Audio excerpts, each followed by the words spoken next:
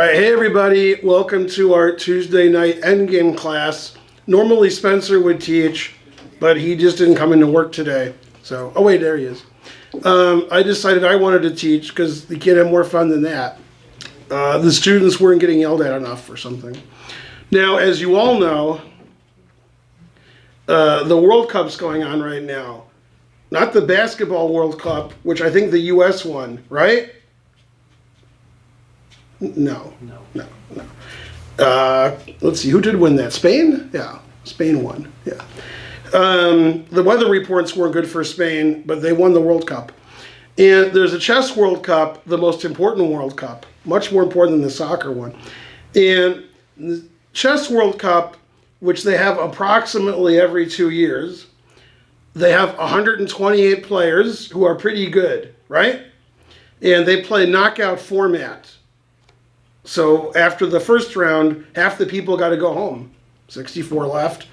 And at this moment in time, there's 32 players left, and those 32 players are playing right now to get to 16.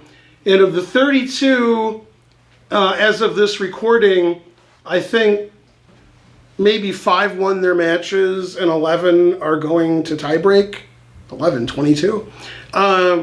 Yeah, something like that. One of the Americans is through to the next round. That's Wesley So.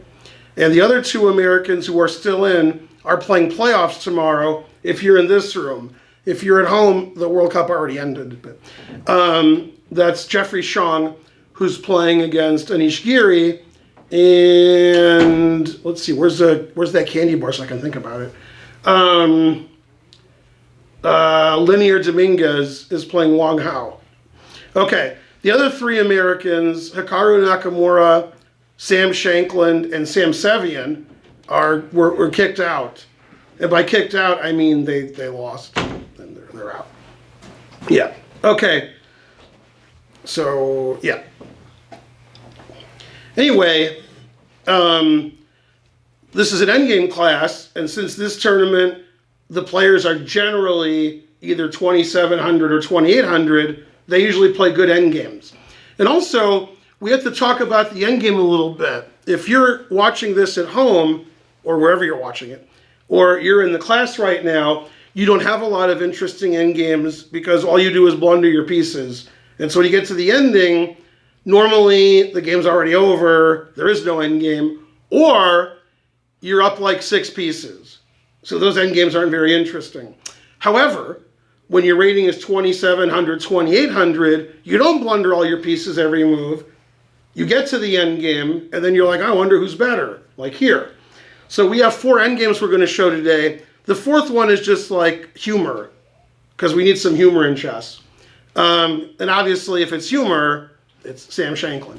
Now, all of these games, coincidentally, were played in the first round, because I could show you 100 endgames, but I'm only showing you 4 because the class has to end at some point.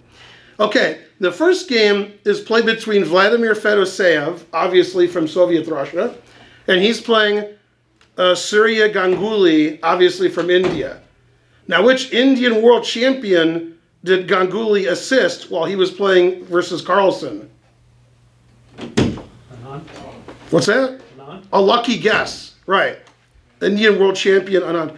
Now, Fedoseev is pretty young, although not anymore.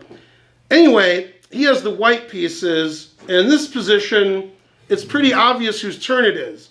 Now, if you guys were playing, it could be anybody's turn, but these are 2,600 players, so it's Black's turn, okay? In this position, Black's bishop is hanging. If you guys were playing, who knows? Okay, Black has to save his bishop. Now, Black has a problem. The moves that look reasonable lose material. If you don't want to lose material, you have to make an unreasonable looking move. Okay, so the 3 squares that it's safe are these 3. Those are safe. Okay, of those 3 moves, which one looks the silliest? Bishop B8. Bishop B8, so that's what he played. Okay, that does look the silliest. Problem is, if you go to E7 and I play rook c7, then I'm attacking two things. Okay? So then you lose material. You're going to lose a pawn. And if you don't want to lose a pawn, play bishop b8. Now, if you play bishop b4, where do you go after a3? The answer is fries. If you play bishop e1, whoa, that's no good. Bishop a5, your bishop's trapped. Bishop e7 runs into the same problem. That's why he played bishop b8. Now, some people, if you can call them people, they're like, my bishop's terrible on b8, I won't do that. And they'll just give up a pawn and lose that way. They'll play bishop e7, the rook will fork, and they'll lose a pawn and they'll lose. But he doesn't want to lose a pawn, so he plays bishop b8, and now the rook can't go to c7. And you just hope the bishop gets better later. Gotta hope something. Okay, now, what move can white make to trap his opponent's king almost forever? You. Bishop h6. Yeah, that's what he played. Now that king is sort of trapped in there. That's not good. But you gotta move the rook. The rook's attacked. Okay. Now, black wants to activate his rook. One thing grandmasters do that none of you have ever done or will ever do is try to figure out what your opponent wants to do and then don't let him do it. Okay? And so black wants to move his king up because it's the end game, that he can promote his king, according to some people in St. Louis. Now, we've already stopped the king from moving up. How do we stop the rook?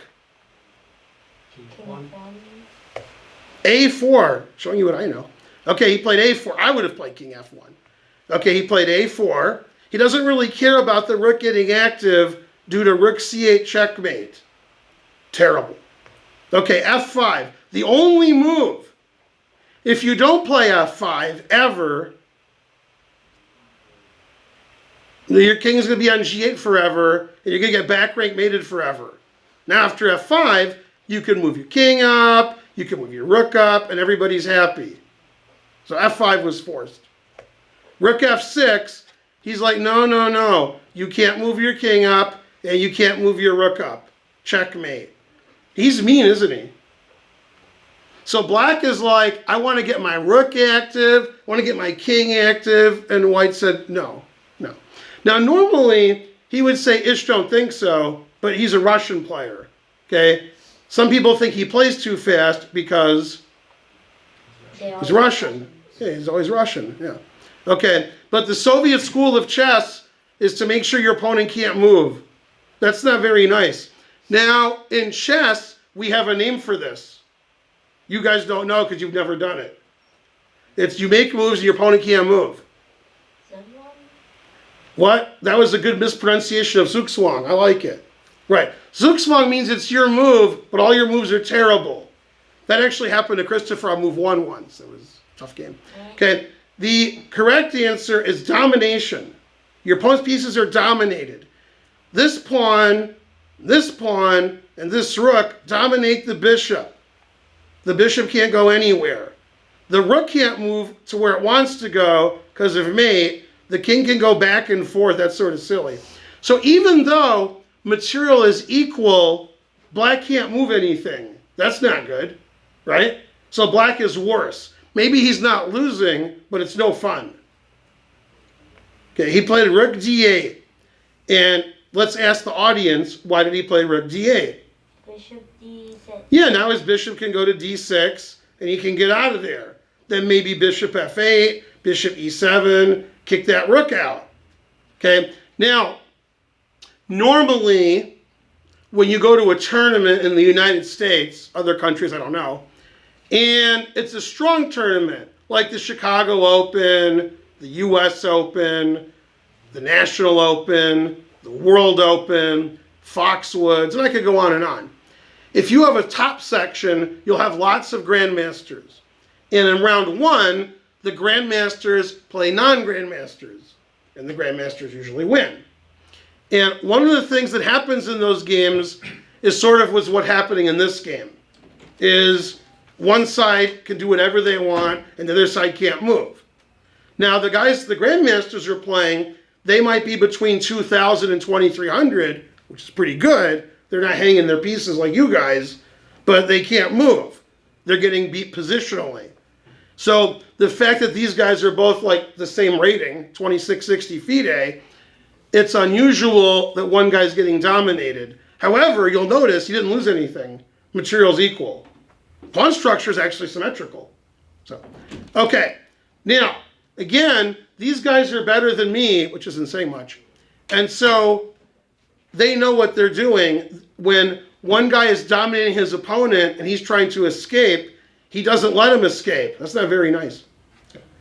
So he played king f1, like I said earlier. Bishop d6, recommended by somebody. Nobody knows who.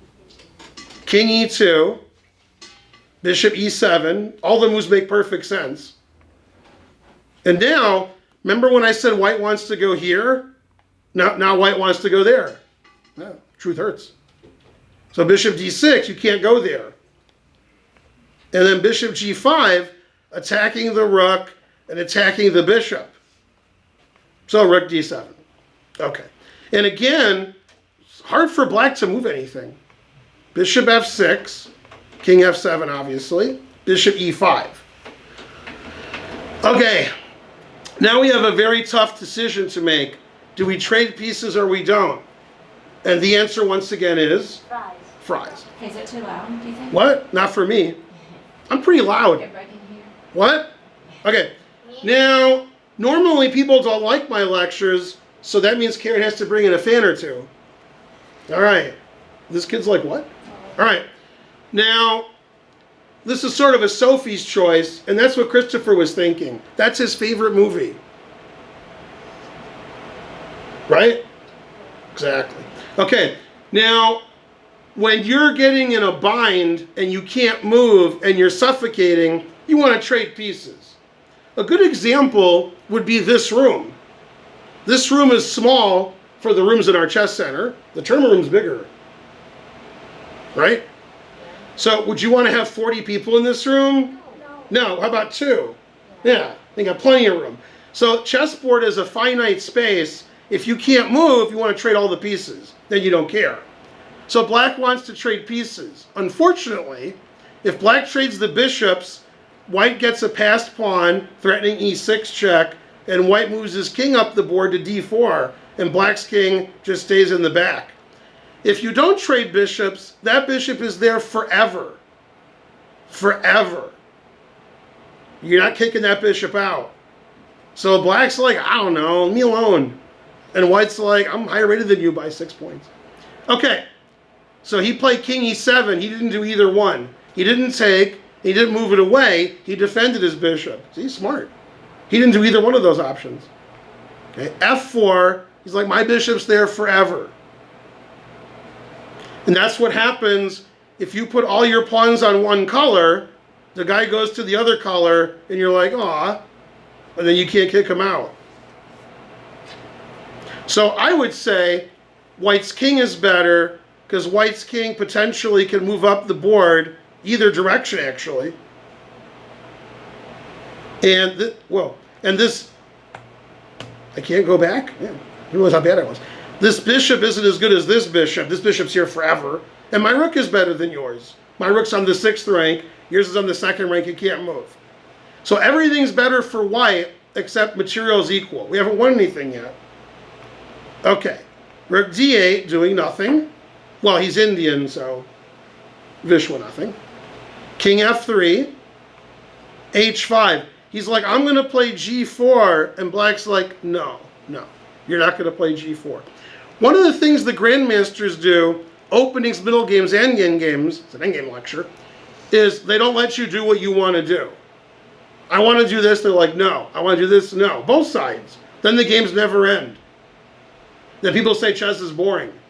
Because if you go to a random tournament where the players are low rated, every move is a blunder, and you're like, that guy's 2 pieces up, and my friend is 3 pieces down, and he has 2 queens, but he stalemated them, and then you're choking on your own rage.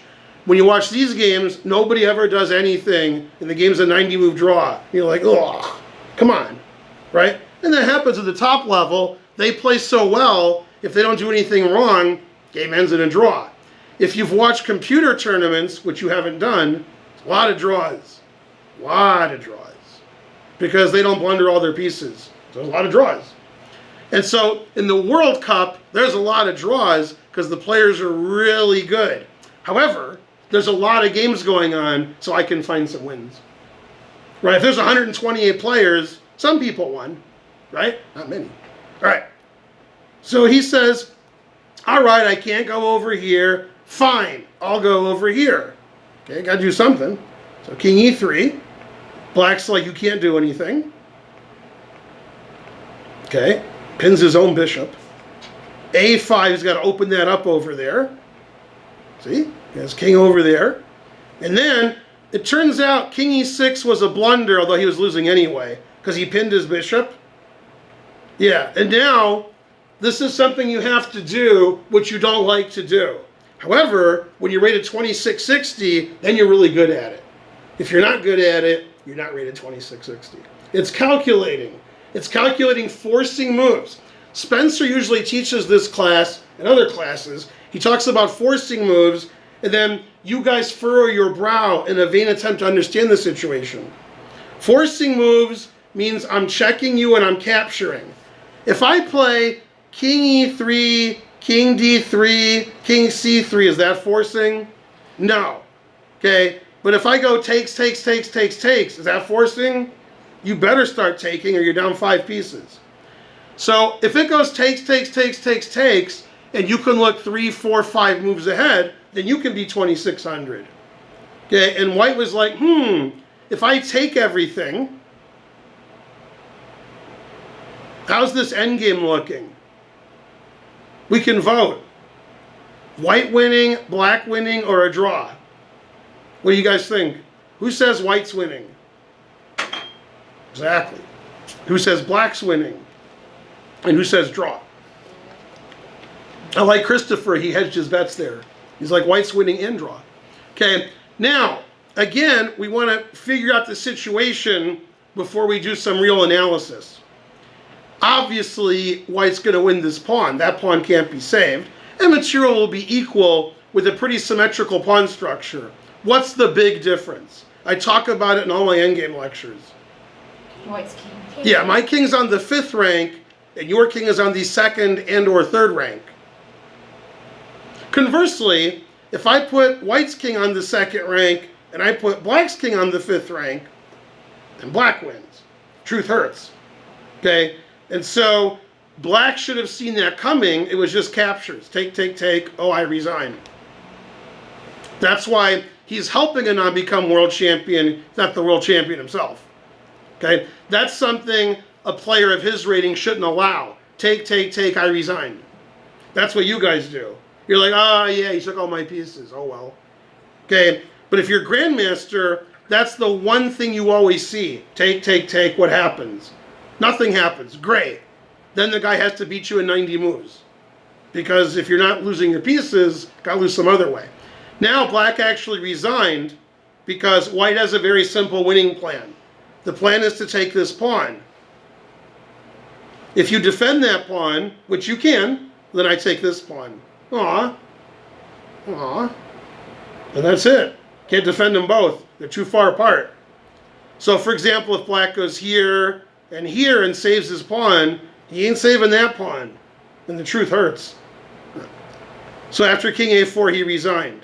Didn't put up a lot of resistance. In that game, white had the better rook and the better bishop and the better king. We didn't see the better king until later, but he always had the potential to have the better king. The reason was his king could go in different directions up the board. White's rook was always on c6 and f6, so this king could never go up the board.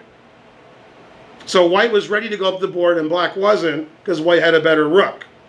So that match ended with Fedoseev winning and going on to the next round, and he's out now because the next round's tough.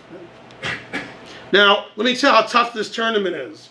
Some of you in the audience think 2600 is a good rating. You wouldn't mind being 2600. And also, most of you are confused. You're thinking online. You're thinking USCF. I ain't talking about that. I'm talking about FIDE. FIDE 2600 is like USCF 2700, which is like online 2900. So when you're 2600 FIDE, you're no joke. Unless you're playing in the World Cup, then you're a joke. Because as of right now, there are no 2,600 players left. They're out. You know who's left? 27 and 2,800 players. They're left. So these guys are all gone. Those guys are no good. Yeah. Harsh, tough tournament. Okay, next game. We got to look at Wesley So because, you know, something. Close? Yeah. Okay. Now, this is round one, and if you've looked at the NCAA basketball tournament, March Madness, which I think ends in April. But anyway, you'll notice the way they pair the teams. They put them in 4 brackets of 16, and then one plays 16. So the one gets the easiest pairing. They do the same thing at the World Cup in chess. There's 128 players. Number 1 plays number 128. And then in the middle, the guys in the 40s, 50s, 60s, and 70s, they're playing each other. As you can see from that last matchup, that's pretty close. Those guys are right in the middle. Well, Wesley So is one of the 7 or 8 highest rated players, so he plays one of the 7 or 8 lowest rated players, which still seems pretty good for you guys. 2387, that's pretty good, but not in the World Cup. So as we start this ending, there's a difference between the last ending. What's the difference? Let's see who's paying attention. There are more pieces. There are, but And what's up with the pawn? White's up a pawn. Yeah, Wesley So's like, dude, I'm 400 points higher rated than you. Yeah. So White's up a pawn. Otherwise, everything looks really normal. Nobody's losing anything. Obviously, it's Black's move because White's threatening knight d7, forking the rooks. Okay. So how do you win when you're up a pawn? You play like Wesley So. Also, Wesley So wins when he's not up a pawn. And truth hurts. Yesterday, he was playing Vidit, who's probably the 3rd best player in India. And it was an equal rook and pawn ending with the same number of pawns. And after 1 billion moves, Wesley won. I mean, the game was like 90 moves, and it was equal for the first 80. And truth hurts. Okay, so he played rook d8, stopping knight d7. And Wesley said, rook d1, I want to overprotect. That's your favorite concept, because you've heard of it. If somebody's attacking you once, and you're defending it once, what if the piece that's defending it gets kicked away? Then you're not defending it. You see how the knight's defending the pawn? If I play b6, is your knight going to defend the pawn? No. So Wesley played rook d1. It's like, I'll defend the pawn again. Rook d5, get your knight out of there. He's like, no, I like my knight there, it's good. And the rook on g4, that's good if you're checkmating your opponent, but not in the endgame. You gotta put your rook on open file. Okay, rook a8, threatening the a pawn. And he's like, all right, I got you. Rook b8, I don't like that move. Now, a lot of lower rated players have been told to trade when they're ahead. Obviously, White's ahead, White's up a pawn. So Black didn't want to trade. That would make it easier for White, so he went here. Now, some of you are confused. You were confused before you came in the class, now you're more confused. You're like, why isn't this knight hanging? Well, then you take the rook. Why isn't this rook hanging? The knight defends it. It's like the guy's 2,700 or something. Then he saved his knight. He doubled up on the bubble up. This is called a weak backward pawn. It's not really backward yet. The pawn was here to be backward. That's the only pawn that Black can try to win. He tried to win the A pawn. That didn't work. But he can try to win the D pawn. Okay, king f1. He's like, take my D pawn. I dare you. I double dare you. The back rank isn't defended so well, is it? If he takes the D pawn, I don't think he did. No. Takes the D pawn, and I take, and you take, and I go here, you have to play knight g8. Is that what Black wants to do? No, that's terrible. And then I could play, for example, knight c5, forking this, and pinning this, and that guy's like, no, I don't want to do that. Okay, so Wesley's like, take my pawn, I dare you. In the end game, I always say move your king up. None of you ever do, which is good if you're playing me because I like winning. And this is the worst place for your king in the end game. That doesn't do anything. That just gets back rank mated. So they play king g8. It's like, all right. and they're moving their king up. And Wesley's like, you keep attacking my weak pawn, let's trade off that weak pawn, so I don't have a weak pawn anymore. And the guy's like, let's attack that weak pawn. Okay, and then he never plays f3. This is a very tricky move. Black took, which sort of falls into the trick. e4. Confused, huh? See the fork? Does black lose a piece? No. What does he do? Oh, rook e5. Rook e5. Yeah, that pins the pawn and stops the attack on the rook. Fortunately, you're going to lose this pawn. So black doesn't really have a way to save everything. This pawn's attacked 3 times, and these 2 pieces that are defending the pawn are attacked. When all your pieces are attacked, that's not optimal. Okay, he played rook e5 because you suggested it. King f2 attacking the knight. He unpinned the pawn. And he gets his pawn back. All right, now white's looking good. Still has his extra pawn. And if you're losing, or you're worse, or you're in trouble in an endgame, if you trade everything, you won't lose. Your opponent has just a king. So when you're down a pawn, you want to trade all the pawns. You know why you lose when you're down a pawn? Because your opponent's pawn gets to the end of the board. Then you're like, oh, he has a queen. So if there's a lot of pawns on the board, your opponent's going to win. If there's no pawns on the board, your opponent's not going to win. In fact, if somehow we cheated and we took all the pawns off the board and black gave his knight away, he's like, I want to get rid of those pawns. It's rook and knight versus rook, that's a draw. When there's pawns on the board, that's not a draw. So black is like, all right, let's get rid of all the pawns. All right. And Wesley's like, nah, I'm going to take all your stuff. And black did good, traded all the pawns. See, good job. And we have 3 against 2. So that's pretty good. He traded a lot. Unfortunately, in trading everything, which makes it closer to a draw, white has 2 passed pawns and black has 0. Now, the reason chess is difficult, well, for you it's difficult for different reasons, but the reason chess is difficult at the top level is there's a lot of things that are good and bad, and sometimes you do things that are good and bad. And you're like, the good outweighs the bad. Their person's like, no, the bad outweighs the good. Then they play chess and we see who's right. Then they blunder anyway, we don't know who's right. Okay, so let me give you an example. Let's say you're a kid, like you, right? And you're like, Mom, I want ice cream. And she's like, no. And you're like, Mom, I want ice cream. And she's like, no. You're like, Mom, I want ice cream. So you shouldn't have ice cream, but it'll shut you up. So maybe she'll give you ice cream because you won't ask anymore, right? Yeah, so it's not clear which is correct. So sometimes you get ice cream, sometimes you don't. Okay, in chess, trading is good when you're losing because there's nothing on the board. If it was rook and 1 pawn versus rook, probably a draw. 3 pawns against 2, if it's the same side of the board, that's a draw. But it's different sides of the board.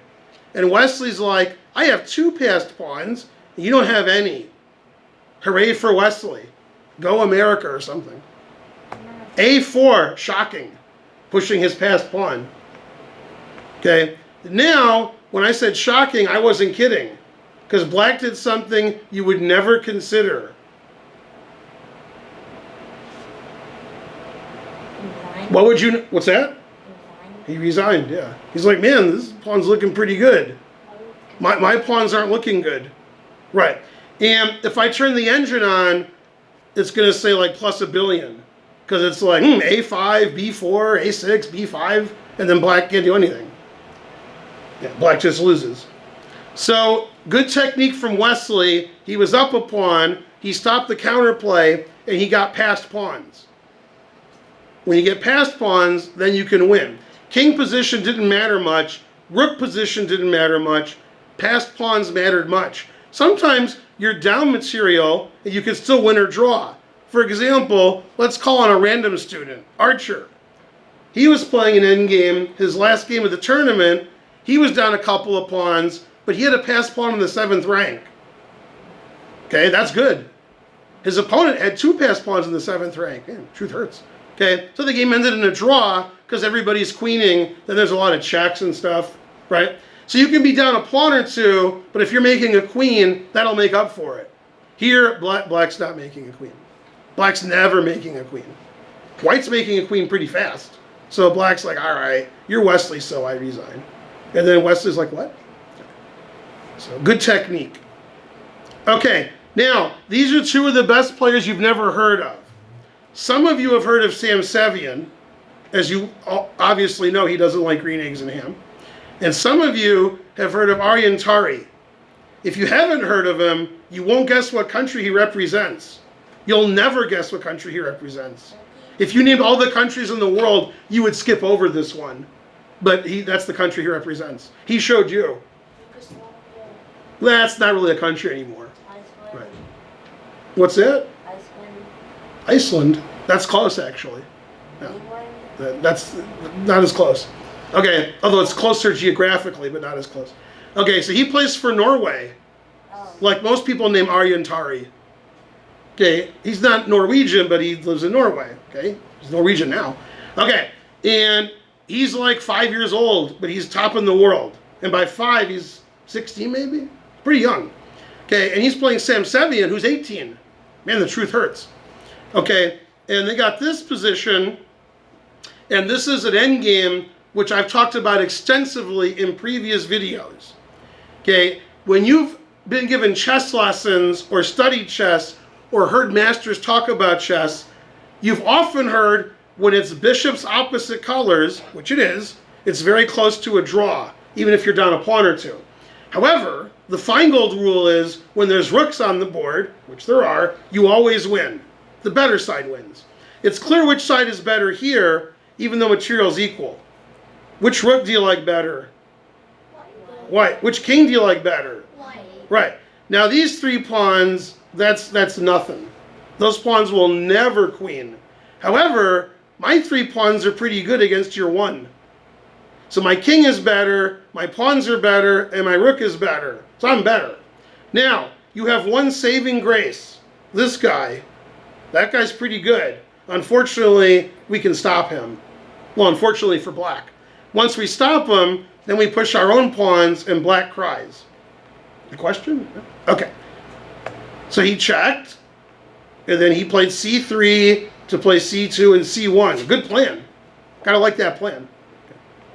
e5 attacking the rook, ignoring it. I'm going to queen. White played the only move that makes any sense at all. Bishop e3. And now, you guys are confused. You're like, well, wait a second here. This rook is attacked. This bishop's attacked.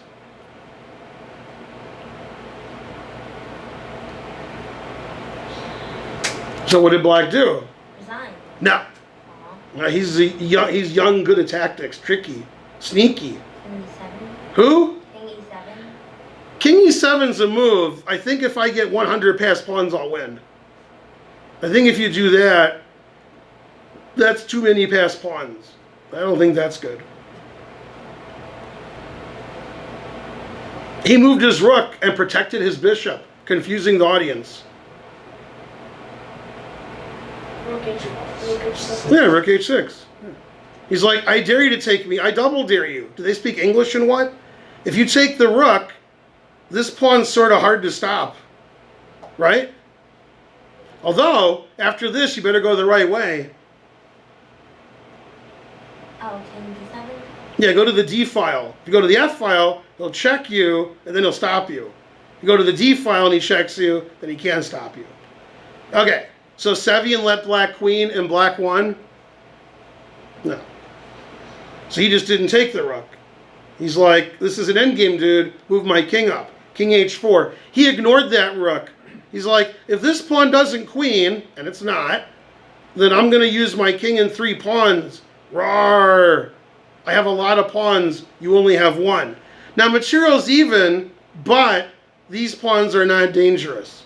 Those pawns aren't going anywhere. So those 3, nothing. It's got nothing. Terrible. Okay. King e7 defending the rook. Defending the bishop. I know what it's called. And if you don't defend the bishop, you can't get your rook back into the game because your bishop's attacked. So you got to defend your bishop. Rook d3. Where's the rook going next to move?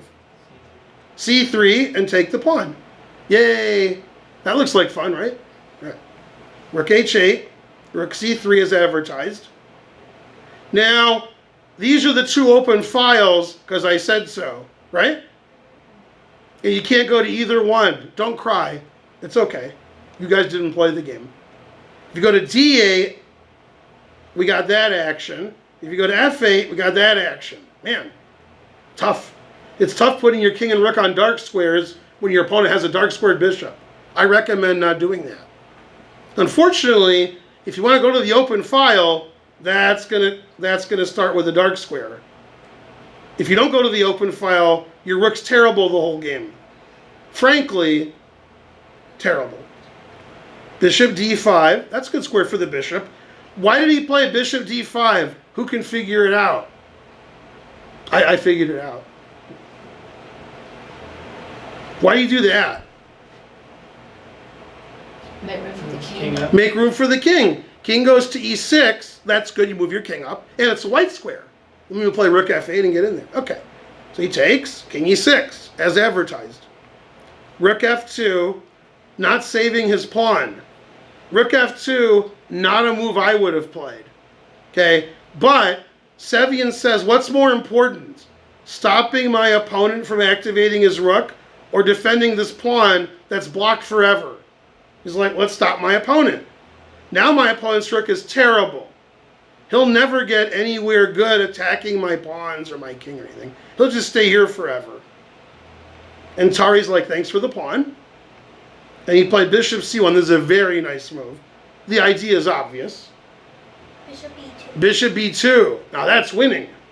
Take that g-pawn. Yeah, bishop c1 is a really nice move. So not only am I going to win your g-pawn and then try to get two queens, by playing the great rook f2 move, he cut the king off. The king can't go past the f-file, and that's where I'm going to make a queen. Remember, these players are about the same rating, and they're really high rated, so nobody's ever had material. But they still win. Well, they usually draw. But they still can win because king is better, rook is better, bishop is better, pawn structure is better. If you add it all up, then maybe you win, maybe, right? If you're up 3 pieces, then you always win. They're never up 3 pieces because their opponents are too good. That's why I only play at the chess center. Then, I up 3 pieces a lot. Okay, so you play king e6, keep it on the white square. Bishop b2 is advertised. And rook g8. So black stopped all of white's tricks because tricks are for kids. Actually, these are kids. g5, time to make a queen. g6, time to make a queen. Yeah, black just can't move. Man, harsh. Is that where he wants his rook? That's the most active. No, he wants his rook taking this pawn, checking here, not defending this pawn. Boo! Bishop d5. Okay, now, when I'm on stream, occasionally I go, roar! Okay, and that's for moves like this. Even though I stopped looking at the game earlier because I knew white was winning now, I assume he played what I think he's going to play. Could be wrong. Very suspenseful. What move would you make here where you would make a roar noise? h6. Nah, that's pretty boring. That's not roar. That's like, g7. Yeah, I would go roar if I did that. I don't know if he played that, but I would play that. See, I'm lucky. I'm a grandmaster too. Yeah, when the guy defends his pawn, then you take it, that's very insulting. What matters in the endgame? Getting past pawns and queening them. That's what matters. And the truth hurts. And now, the rook is cutting off the king even more. The probably doesn't matter much now. Roar! See, now if you play g7, I can take this, and the bishop defends the queening square. Man, the truth hurts. Bishop g8. That's very funny. King g7. Yeah. Now, that, boys and girls, is domination. Yeah, king g7. I'm glad I wasn't black this game. Man, harsh. Now, if I was black and I was playing here in the chess center against a low-rated player, I wouldn't resign. I'd give it the old college try. Unfortunately, I dropped out of college. Black just resigned, but I would go here and hope that he made a mistake. 2 moves look reasonable, but only 1 move is reasonable. Yeah, after this, then maybe I resign. But if he takes my rook, now we're back. Now we're talking. And this is probably a draw. So, gotta give it the old college. But okay, he just resigned because he knew the guy would do that, and then you're down a rook. So, that's not good. So that was a very good game from Sam Sevian. I must say, I played Sam Sevian. The last time I played him, I forgot what happened. What? You obviously won. No, if I won, I wouldn't have forgotten. Yeah. Last time I played him, he won, and he became a grandmaster that tournament. The time I played him before that, however, I beat him at 1,000 moves in an endgame, but I was higher rated than him then. That's how long ago it was. And I was an old man then, and he was like 12, and I beat him in 1,000 moves in an endgame like this. And then he's like, oh, I can play these endgames now. I've suffered. Now that he suffered these endgames, he can make his opponent suffer. And he did. And Sevian won this match, and then unfortunately, the next match he played Karyakin, and the truth hurt. Karyakin's the guy who played Carlsen in a World Championship match. Yeah, Sevian wasn't his toughest opponent ever. All right. Now, normally we would be done now, but I can't do a whole lecture and not make fun of Sam Shankland. I can't do it. Okay? Now, Sam Shankland, probably the least talented player in chess history, 2,700 and over. 2,700 is pretty good. However, he works hard. Okay? When he was born, not too smart. Okay? Sort of like now. But studies a lot, works really hard, knows a lot of opening theory. Okay? Understanding of chess, not too good. So, Sam's games feature lots of blunders because he's not very good. Somehow he got to 2,700 and became U.S. champion. Man, the truth hurts. Okay, I'm not very good. I didn't do any of that. All right. Now, unfortunately for Sam, and this is the first round, he's paired down. He's playing a 25-90, so he should win. But he lost the first game. And this is a 2-game match. So when you lose the first game, you got to win the second game. So he has to win. And he's not winning, so it's harsh. Okay, now, Sam played b4 because his pawn's attacked. So he saved it. Pretty good, right? Okay, now, White's rook isn't very good, but if he plays a4, then his rook is pretty good. His rook's, he's coming. Okay, so Safarli played rook c6, and Sam made a blunder that if any of you made it, I would shake my head derisively. Okay, but again, not the most talented. He played a4 to blunder. And when he played a4, he realized what he had done. Okay, fortunately for him, his opponent did not realize what he had done. Now, we could discuss for hours why this is, because I get paid by the hour. And at the very, very top level, when you're playing 26, 27, 2,800 players, they don't blunder very often. So when they do blunder, sometimes you don't notice. You're not expecting that. When you're playing each other, you're like, is that a blunder? And the answer is yes. So you're like, oh, okay, good. And then you win. So here, black has a very obvious winning move. Yeah, the bishop's just hanging. Yeah. That's like if you were doing Puzzle Rush, that's one of the easier ones. And then if you take it, you take the rook. Some people believe Safarli saw that and didn't see after d7 that he could go back here. I don't know about that. I think he just didn't see rook takes bishop. I think he can see bishop f6. Okay. Anyway, in this position, after thinking a while, he picked up the rook. So Shankland is waiting for rook takes bishop and the match is over, and played rook a6. And there's a video and Shankland's like, ah. Okay, now, Shankland has a problem, and he did a bluff. And I know he did a bluff because when his opponent played rook a6, he visibly was happy that he didn't take the bishop. Shankland has a problem here. Bishop's hanging just like it was last move. Remember that? But if he saves it, he's going to lose his a-pawn. And there's a 0% chance he'll win. So he's like, well, the guy didn't see the bishop was hanging last time. Maybe he won't see it again. What's the only move that saves white's a-pawn? A5. a5. He saw his bishop was hanging. He just hoped his opponent didn't see it this time because he didn't see it last time. If he saves his bishop and the guy takes this pawn, he ain't going to win, and he has to win. He lost the first game. So a5 is the correct bluff. And his opponent didn't see it again. So if you want to be rated 2600, you got to make sure you don't see free pieces ever.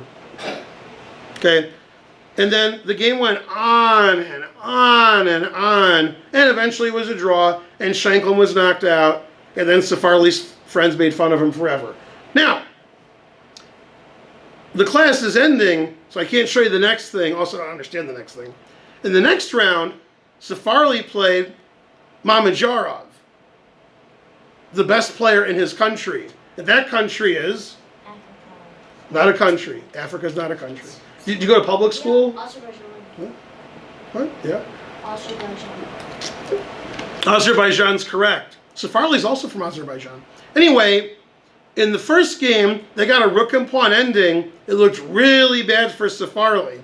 It was 3 against 3, except Safarli had no passed pawns, and Mamedyarov had 2 advanced passed pawns.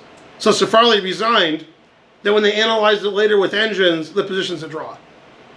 So after drawing this game where he was winning, which won the match for him, he resigned a position that was drawn against Mamedyarov.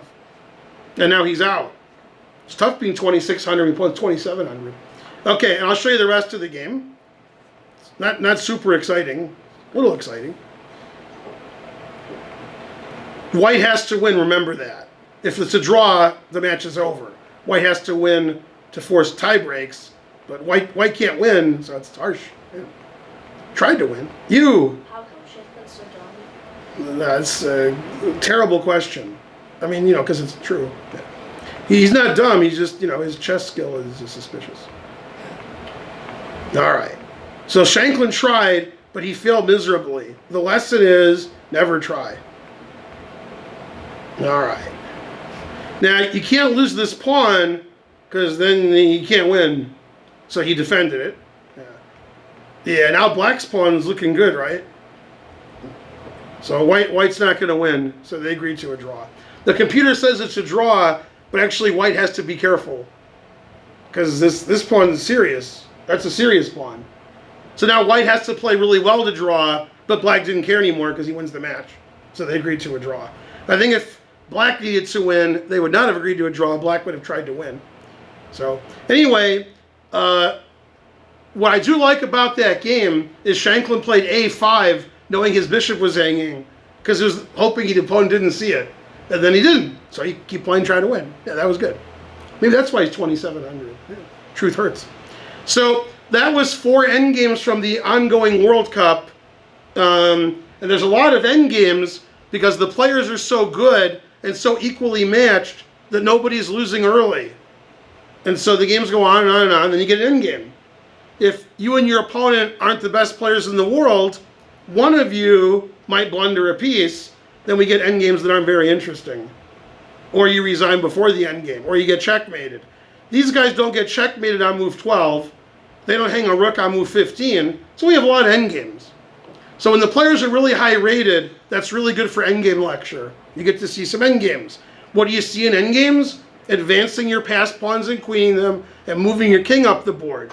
Of course, if the endgames are all dead draws and nobody's trying, that's not interesting either. But when there's so many games, you'll see some interesting endgames. And then, after you play a 6-hour, 7-hour game, and it's an endgame, then you got to play the next day. And you just keep playing 7-hour games. You can't have more fun than that. Right? Oh, maybe. All right, that was the endgame lecture. I'll see you guys in a few months when Spencer's too tired again. Bye, everybody.